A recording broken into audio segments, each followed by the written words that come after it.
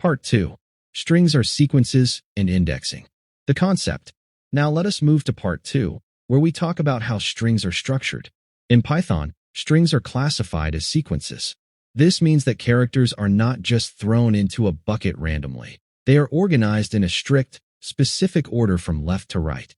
Because every character has a fixed position, Python assigns a tracking number to each character. This tracking number is called an index.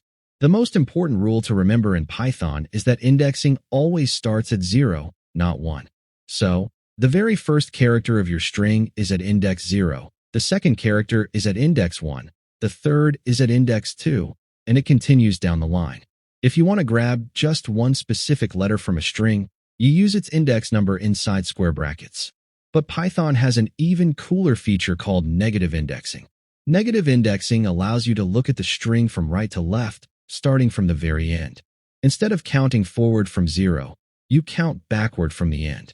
The absolute last character of any string is always at index -1.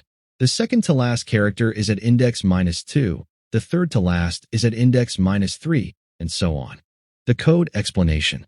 Let us look at a practical code example to see how positive and negative indexing look in action.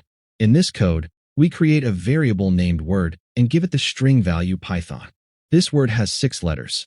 Let us map out their positions. The letter P is at index 0, Y is at index 1, T is at index 2, H is at index 3, O is at index 4, and N is at index 5. Look at the line first underscore letter equals word 0. We use square brackets right next to our variable name. By putting 0 inside the brackets, we tell Python to go to the variable word and pull out the item at position 0. When we print first underscore letter, it displays P. Next, look at how we use negative indexing. We write last underscore letter equals word -1. Python instantly goes to the very end of the string and grabs the final character. When we print last underscore letter, it displays N. If we look at word -2, Python counts 2 steps from the right side, which gives us the letter O. It is an incredibly fast way to navigate through your text.